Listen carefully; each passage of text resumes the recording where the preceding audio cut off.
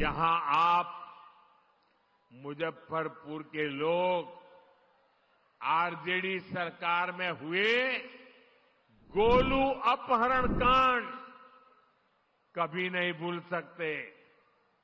जो 20-25 साल की उम्र तक के लोग हैं ना, उनको शायद एक गोलू अपहरण कांड का पता नहीं होगा।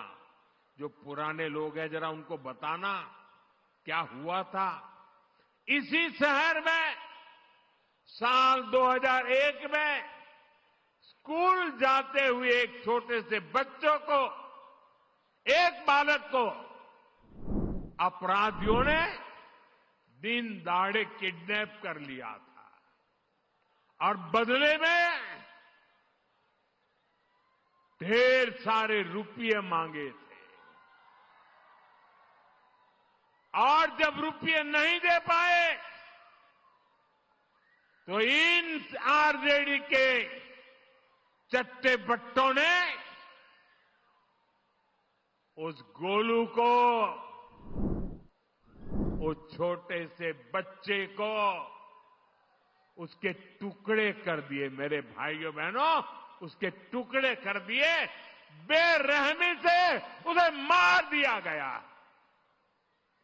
पूरे बिहार के जंगल राज में आए दिन ऐसी घटनाएं घटती थी। ऐसे हालात बना दिए गए थे। आरजेडी के शासन में करीब करीब 35 से 40 हजार से ज्यादा अपहरण हुए थे। आज के युवा कल्पना कर सकते हैं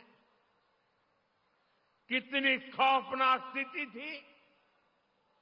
साथियों, रोते बिलखते मां बाप से आरजेडी को न कोई तब फर्क पड़ता था और ना ही आज उन्हें आपके सुख दुख से कोई लेना देना है।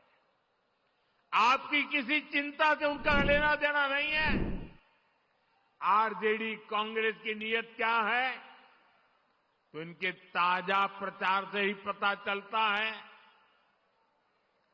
आप आरजेडी कांग्रेस के खतरनाक नारे सुन रहे होंगे। इतना ही नहीं, चुनाव प्रचार में इनकी बेशर्मी देखिए, इनकी हिम्मत देखिए। चुनाव के मैदान में भी कैसे गाने बज रहे हैं। हम तो हाथ जोड़ करके आपकी सेवा करने वाले गीत लेके आते हैं और ये कैसे गाने बजा रहे हैं। इनके गानों में छरा, कट्टा, दूनाली,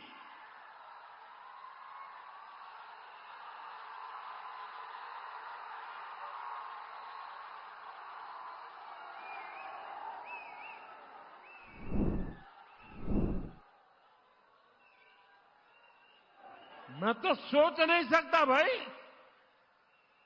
ये छुरा, कट्टा, दूनाली, इसके गाने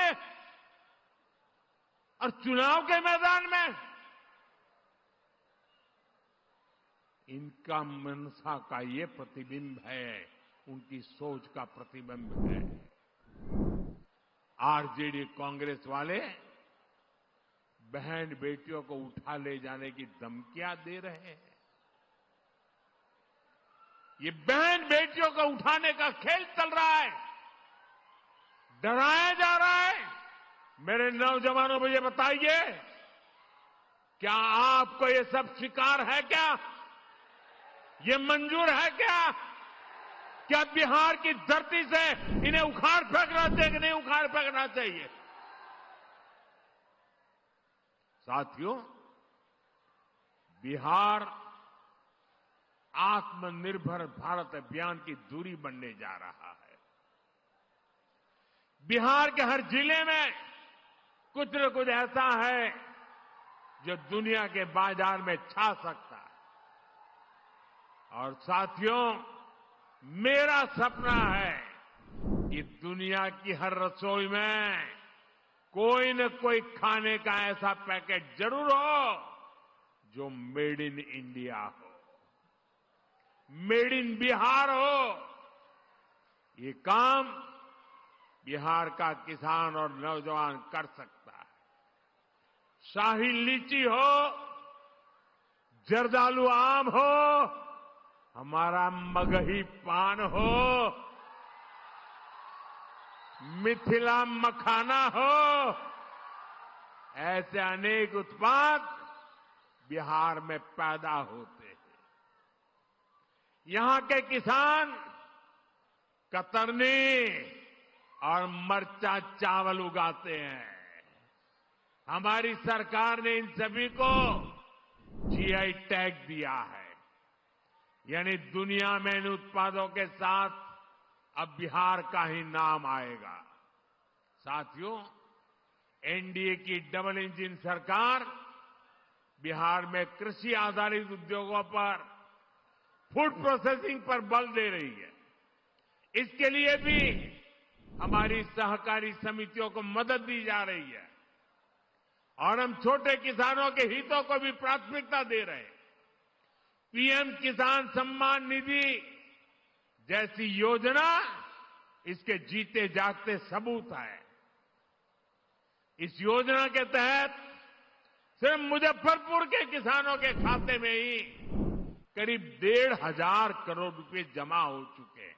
यहां के किसानों में, मैं बिहार की और देश की बात नहीं कर रहा हूं, सिर्फ इस इलाके की बात कर रहा हूं। 1,500 करोड़ रुपया किसान के खाते में पहुंचा है।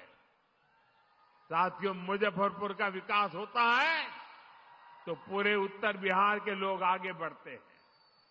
आप याद करिए, जब कुशासन वालों की, जंगल राज वालों की सरकार थी, जब अस्पताल नहीं मिलते थे, बड़े बड़े डॉक्टर बिहार छोड़कर चले गए थे, और अब आज यही मुजफ्फरपुर में सैकड़ों करोड़ रुपए का कैंसर अस्पताल बना है। मुजफ्फरपुर मोतिहारी एलपीजी पाइपलाइन, इस प्रोजेक्ट के कारण अब बहनों की रसोई तक सस्ती गैस पहुंच रही है। साथियों, मुजफ्फरपुर की दरभंगा, पटना और छपरा के साथ कनेक्टिविटी सुधर गई है। हमारी सफर आसान भी हुआ है और दूरी भी कम हुई है। वो दिन दूर नहीं जब मुजफ्फरपुर का रेलवे स्टेशन और पताही एयरपोर्ट यहां की नई पहचान बनेंगे।